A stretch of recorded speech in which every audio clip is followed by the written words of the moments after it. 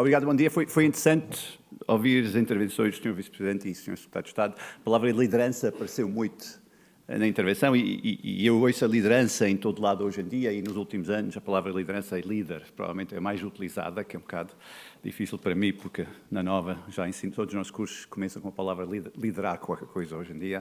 Por isso queria só fazer uma pausa e voltar a fazer algumas definições um pouco mais académicas, não é? Se eu olhar para as redes sociais e perguntar o que é liderança e qual é a diferença entre liderança e gestão, muita gente vai me dizer que um gestor é um chato controlador, enquanto que um líder inspira as pessoas para transformarem a sua vida todos os dias, que embora poeticamente seja uma coisa interessante, na realidade vou remeter ao artigo do John Kotter de 2001, quando ele escreve a grande diferença entre gestão e liderança é que a gestão é uma competência crítica para gerir a complexidade de sermos uma organização, uma sociedade. Isto é complexo vivermos juntos e precisamos de competência de gestão para lidar com esta complexidade, para assegurar a rentabilidade dos nossos negócios, funcionamento dos nossos serviços públicos, etc, etc. E por isso, sim, senhor, é uma competência crítica e há 40 anos na Europa que nós andamos a tentar fazer evoluir a nossa capacidade de gerir e a nossa competência de gestão. Então, precisamos de competências de liderança para quê? Eu gosto de dizer que líderes mudam coisas, líderes transformam coisas, líderes ajudam as suas pessoas a lidar com a ansiedade da mudança, líderes convencem-nos a mudar quando toda a gente acha que não é preciso mudar. E por isso falamos tanto em liderança hoje em dia, porque eu acho que sentimos que nós não estamos a mudar suficientemente, nem suficientemente depressa.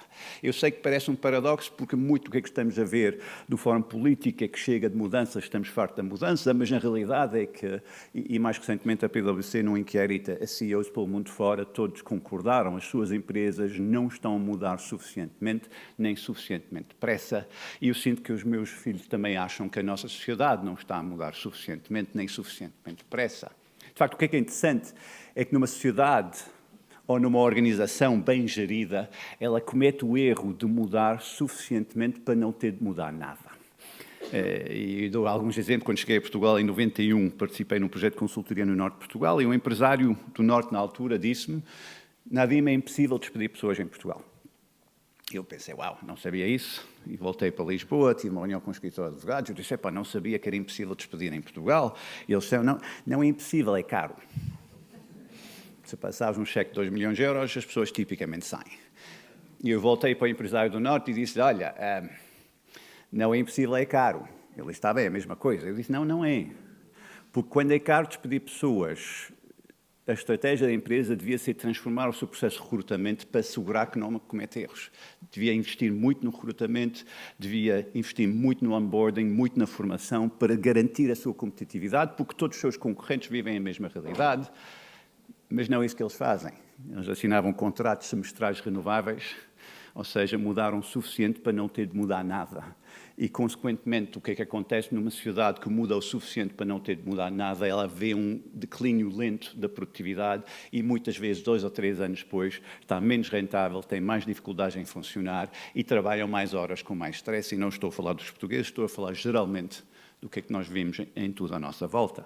Mesma coisa no SNS. Eu em 2005 assisti a um projeto em que falava-se da necessidade de mudar a forma de entregar saúde em Portugal, senão ia haver uma falta de médicos. E o que é que introduzimos? Introduzimos horas extraordinárias.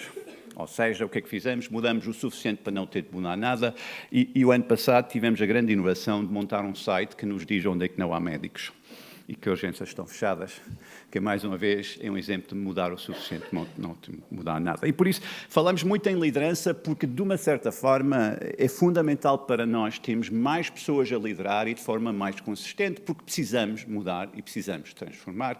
E eu acho que grande parte do desígnio da sustentabilidade tem a ver com esta mudança e transformação. E vimos isto há 3, 4 anos. A pandemia foi um exemplo, foi uma oportunidade muito interessante para estudarmos a mudança na nossa sociedade. Eu acho que aprendemos muito com a pandemia. E eu gosto de dizer que, para mim, aprendi 4 coisas. A primeira, muito pessoal. Aprendi que eu gosto muito dos meus filhos quando estão na escola. E por isso, qualquer futura pandemia devia incluir escolas residenciais, deixávamos na segunda, íamos puxar na sexta-feira. Mas, além disso, 3 lições que eu acho que são dolorosas, mas importantes. A primeira é que a maioria das alterações que nós fizemos à nossa forma de trabalhar, por causa da pandemia, mais remoto, mais digital, etc., tudo aquilo fazia sentido antes da pandemia. E por isso a pergunta é porquê que não fizemos antes? Porquê que foi preciso uma pandemia para nós transformarmos uma coisa que era óbvio que era possível fazer? Não, um amigo meu, um CEO, disse-me um ano depois da pandemia, disse, Nadim, agora temos Teams. Eu tive de dizer, tens Teams há 2 anos, não sabia o que é que era antes. Mas a realidade é que nós só mudamos por causa da pandemia, nós não mudamos porque nós decidimos mudar. Eu acho que isto é uma lição dolorosa e porquê? Porque a lição clássica é que as organizações não gostam de mudança. E os países, tipicamente, também não. E as regiões, como a Europa, também não.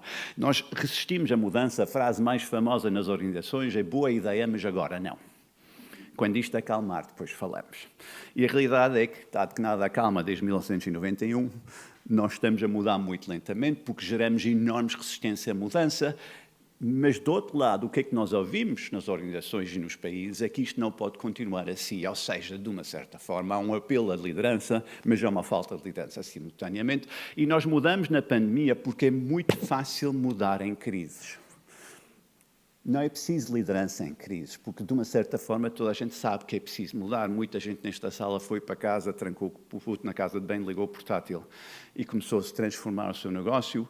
Nós não precisávamos de líderes nessa altura, nós precisamos de líderes e liderança porque tipicamente líderes obrigam-nos a mudar quando todos acham que não é preciso mudar. E é por isso que falamos em liderança e por isso falamos em governação, porque de uma certa forma é isto que nós coletivamente precisamos. Porque a segunda lição da pandemia foi muito mais positiva. Nós mudamos em 30 dias. Centenas de milhões de pessoas mudaram. Os restaurantes começaram a entregar Uber Eats em 45 dias, os supermercados começaram a entregar comida em 30 dias, a maioria das empresas conseguiu se transformar em 45 dias. E porquê? Porque se há uma coisa que o ser humano faz bem, é mudar.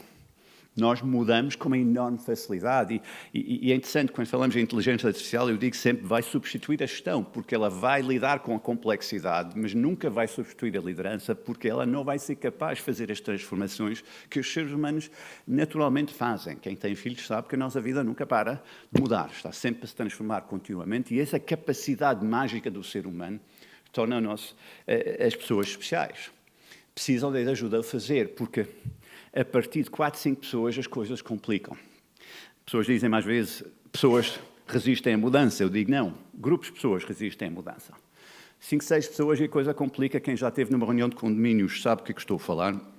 Ou seja, aparentemente, quando ultrapassamos 4, 5 pessoas, precisamos de outras pessoas a convencer as pessoas a transformarem-se, senão a sociedade começa a empancar. E tem sido o nosso grande desafio dos últimos anos, é que nós sabemos que somos capazes de mudar, mas precisamos mais pessoas a ter mais conversas sobre mais mudança de forma mais contínua para assegurar que coletivamente transformamos a nossa forma de viver e trabalhar.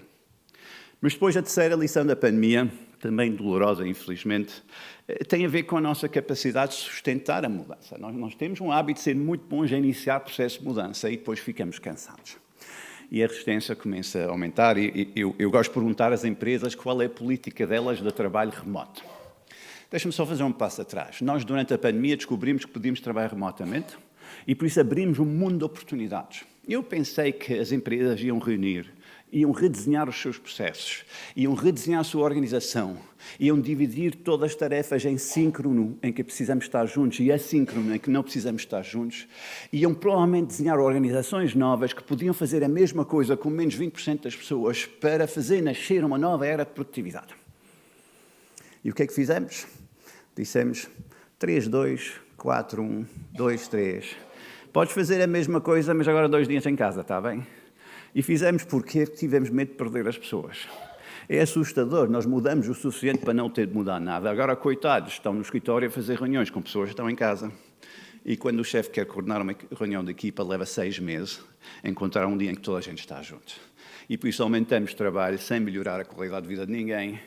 E isto mostra o nosso grande problema. Nós temos um hábito de mudar o suficiente para não ter de mudar nada. E por isso precisamos de liderança. E eu acho que quando falamos em sustentabilidade e numa lógica mais lata, tem sido o nosso problema nos últimos 20 anos. Nós sabemos que precisamos mudar, mas cada vez que iniciamos o processo, começamos a abrandar nesta lógica.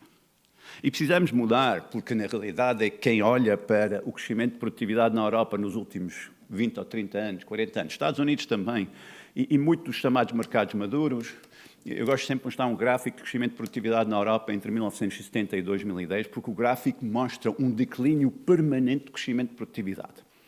Em 1970, as empresas europeias faziam crescer a produtividade 7% ao ano, ou seja, todos os anos cada pessoa produzia mais 7% do que o ano anterior.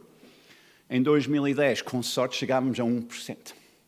Que ironicamente quer dizer que em 1970 nós tínhamos mais capacidade de transformar e melhorar do que em 2010, que é um bocado esquisito.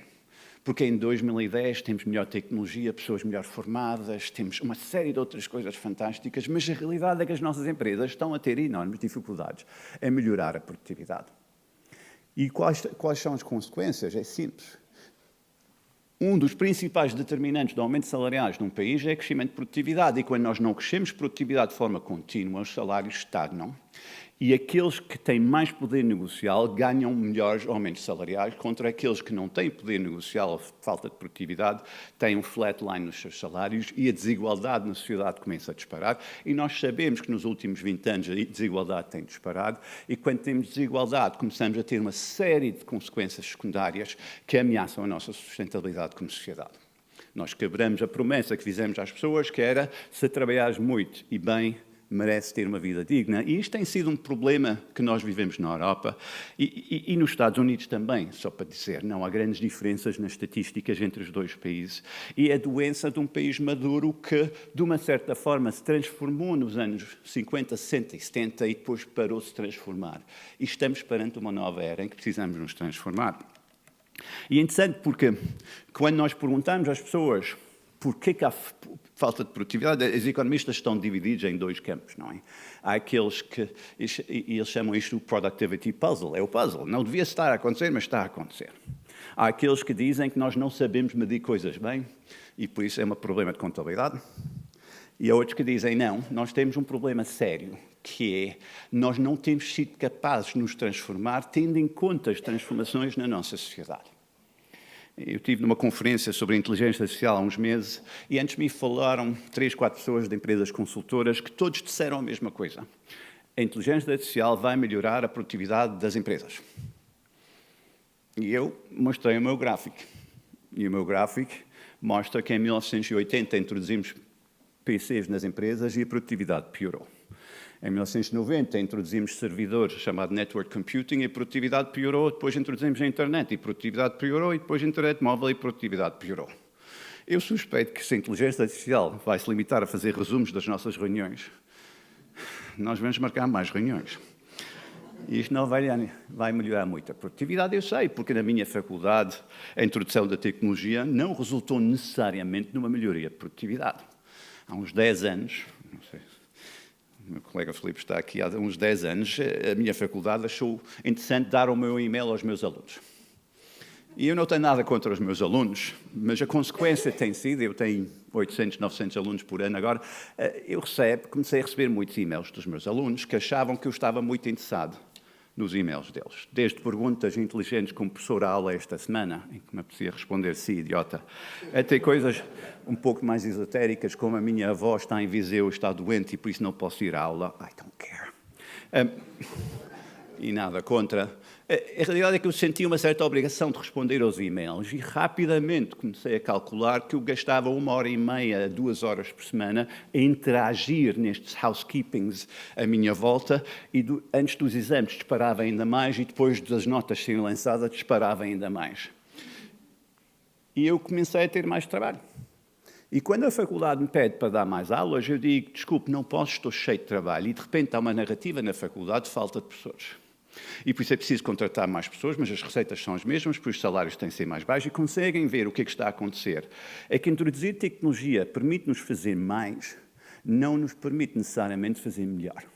E isto é o grande perigo que eu acho que nós temos vivido nos últimos 40 anos, é que nós somos muito bons a trazer ferramentas e agora a inteligência artificial vai-vos permitir escrever e-mails muito mais rapidamente, quer dizer que vocês vão enviar mais e-mails e vão lixar a vida de alguém.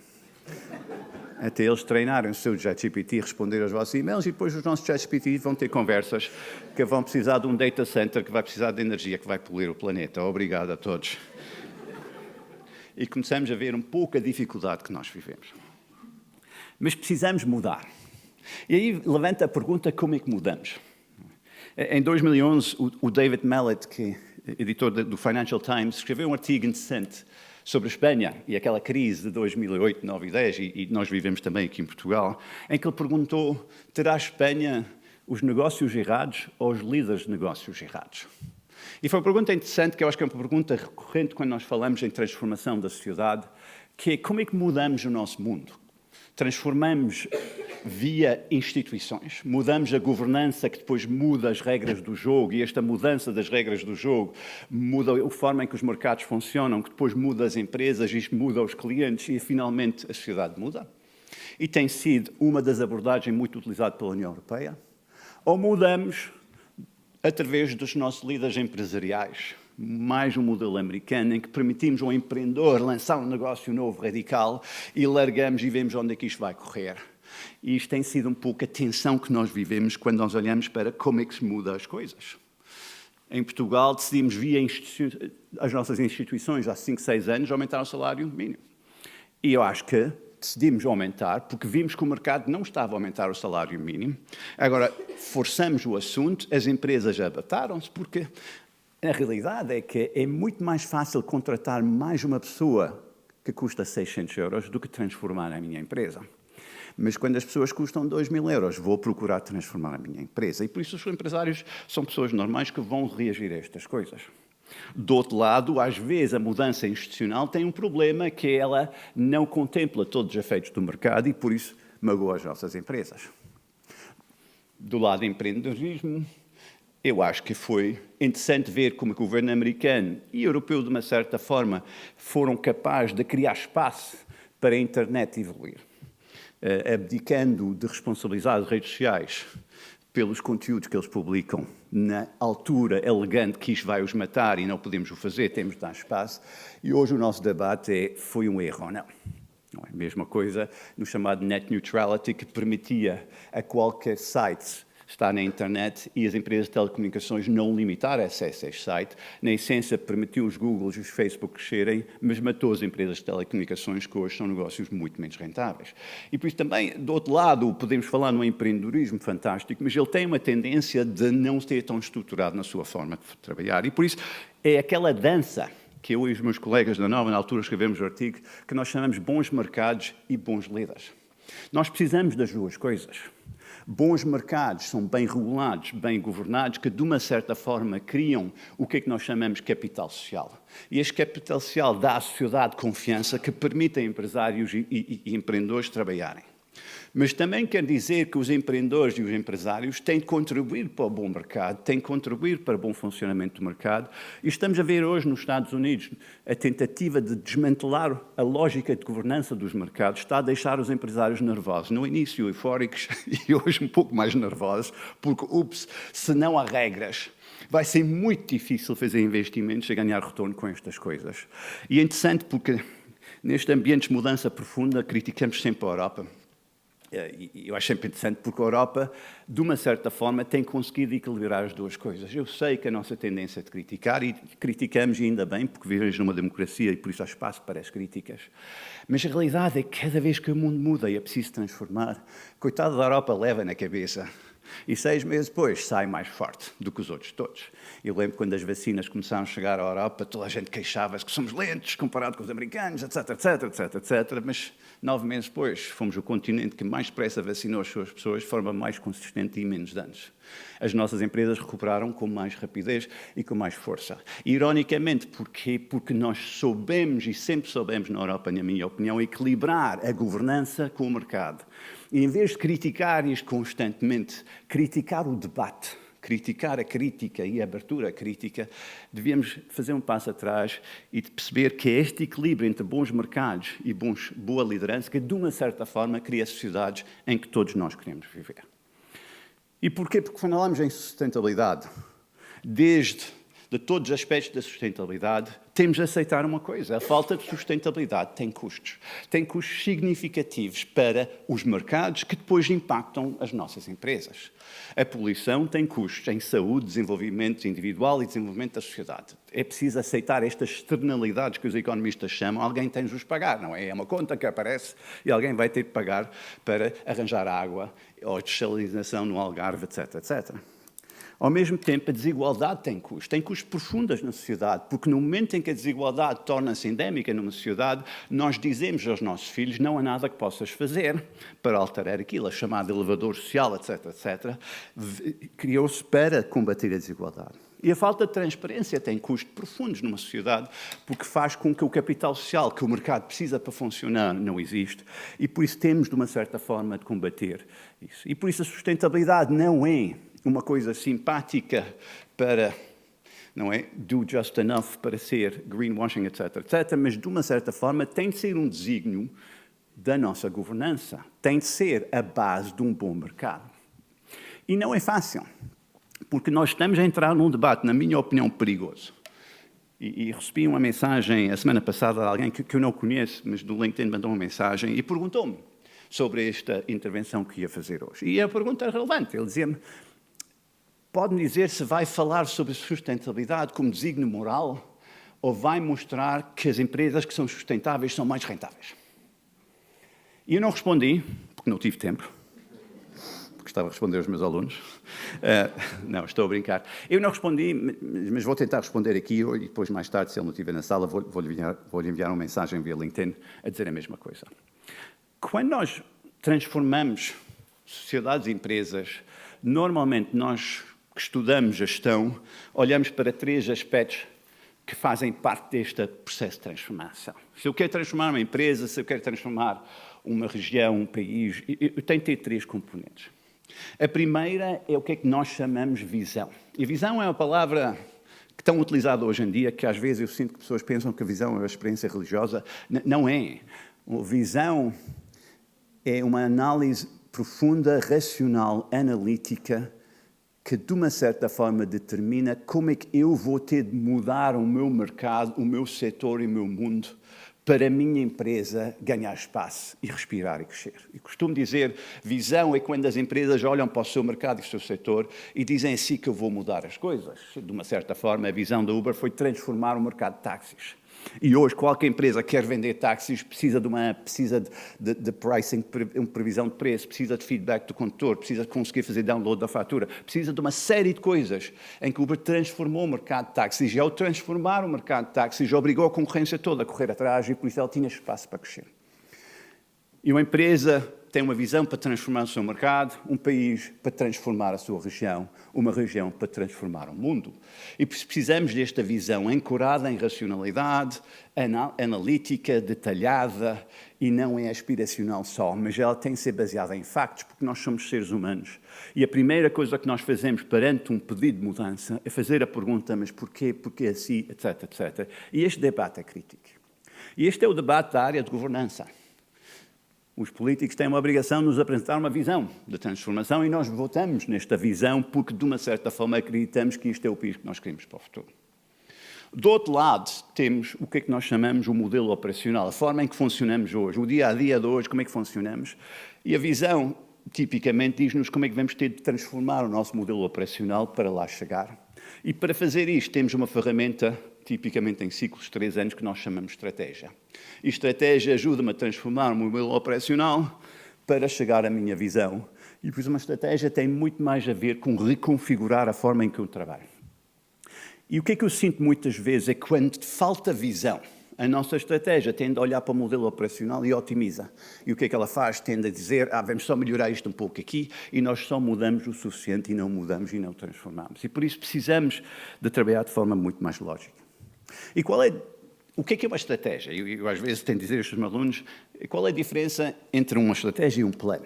Costumo dizer que um plano visa atingir objetivos, uma estratégia visa nos tornar mais fortes, mais preparados. E por isso a forma em que trabalhamos é diferente. Vou dar um exemplo da minha vida pessoal. O ano passado, a minha família teve as melhores férias de sempre, de verão. A minha mulher levou os meus filhos para a Grécia e eu fiquei em Cascais. Vou explicar, a minha mulher adora praia, eu odeio praia. E pela primeira vez ela foi a um país em que podia ficar na praia até às 10 da noite e eu não tive de ir para a praia. Para isso. Eu tive de escrever uns 6 capítulos para um livro, por isso fiquei em Cascais a trabalhar. E foi interessante porque no 7º dia das férias deles, eu recebo a chamada da minha mulher a dizer, às 4 da manhã em Lisboa, a dizer, o teu filho perdeu o cartão cidadão. Ele, quando faz asneira, é sempre meu.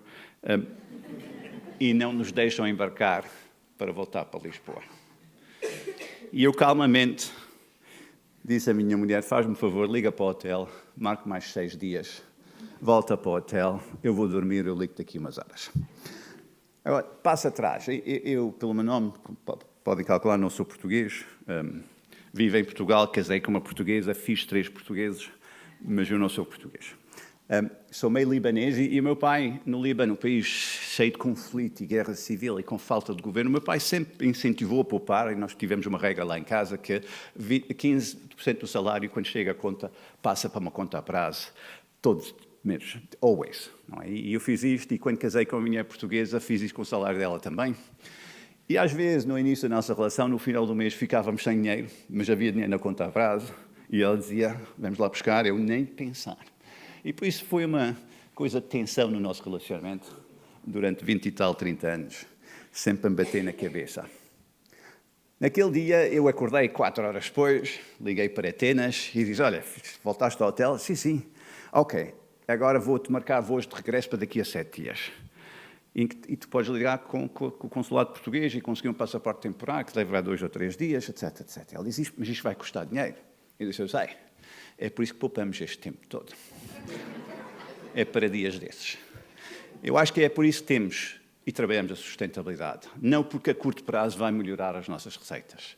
Não porque a curto prazo vai permitir pagar salários um pouco mais baixos. Não porque vamos ter um certificado qualquer. Nós trabalhamos a sustentabilidade porque é estratégico, porque acreditamos que se trabalhamos a sustentabilidade, vamos construir organizações mais robustas, que vão lidar melhor com turbulência e, mais importante, vão se tornar mais rentáveis, pagando melhores salários, que vai permitir atrair melhor talento e, quando isto acontece, as coisas funcionam. Também acreditamos que tem de ser institucional, tem de fazer parte da nossa governança, porque também sabemos que a sustentabilidade funciona quando todos fazem. Não funciona quando um faz e os outros não fazem, porque ele destrói o mercado, destrói o capital social. E este é o grande desafio. E o grande desafio para os governantes é, de uma certa forma, continuamente fazer evoluir a visão. E o grande desafio para líderes das nossas organizações é fazer a pergunta, como é que posso contribuir para um melhor mercado, porque o melhor mercado vai criar melhores condições para as nossas organizações crescerem. Vai criar capital social, que vai criar talento, que vai nos permitir evoluir. E esse é o grande desígnio hoje. É olhar para o indivíduo e o coletivo simultaneamente, e é por isso que isto é difícil, mas também é por isso que é necessário.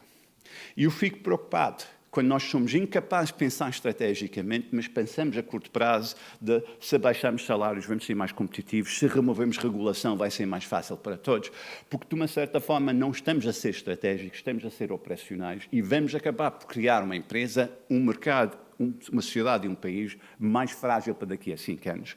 E quando doer daqui a 5 anos, vamos saber que fomos nós que criamos. E isto é o desafio da sustentabilidade. Não é uma questão de sim ou não, é óbvio sim. A questão é como é que construir uma visão coletiva que vai além de temos de fazer para salvar o planeta. Não, temos de o fazer para construir uma sociedade melhor, que vai criar melhores empregos, que vai criar mais riqueza, que vai criar mais saúde, que na essência vai trazer mais felicidade para as nossas pessoas e é por isso que nós fazemos as coisas, é por isso que acordamos todos os dias, é por isso que trabalhamos, é por isso que trabalhamos juntos e às vezes é por isso que discordamos. É fácil? Não. E por isso queria fechar com uma citação do Hemingway que eu adoro. No Velho e o Mar há uma personalidade do Hemingway chamada Mike, e a Mike, coitado, declarou falência. E o amigo pergunta ao Mike, Mike, como é que foste à falência? E ele diz 2 formas, gradualmente e depois de repente. E eu adoro a frase, porque de uma certa forma mostra o grande desafio de liderança. Quando eu falo com líderes, e eu tenho tido o privilégio de me cruzar com muita gente que liderou, desde organizações grandes a organizações pequenas, mas que de uma certa forma transformaram. E eu pergunto, porquê que tiveste sucesso? É raro alguém dizer, eu tive uma ideia brilhante. A maioria deles dizem a mesma coisa. Dizem, não foi nada de especial. Nós começamos a fazer as coisas certas, coletivamente e com disciplina, todos os dias. E um dia, de repente, os resultados começaram a aparecer. E esse é o grande problema da sustentabilidade. É simplesmente começar a trabalhar em pequenos passos, todos os dias, coletivamente, para um dia, de repente, os resultados aparecem. Se estamos à espera de uma grande ideia, um grande golpe de gênio que vai mudar isto tudo, não vai funcionar. Porque, tipicamente, o que é que nós sabemos? A transformação acontece como? Com centenas de pequenas decisões todos os dias, feito por centenas de milhares e milhões de pessoas todos os dias, que coletivamente, um dia, de repente, mudam o mundo.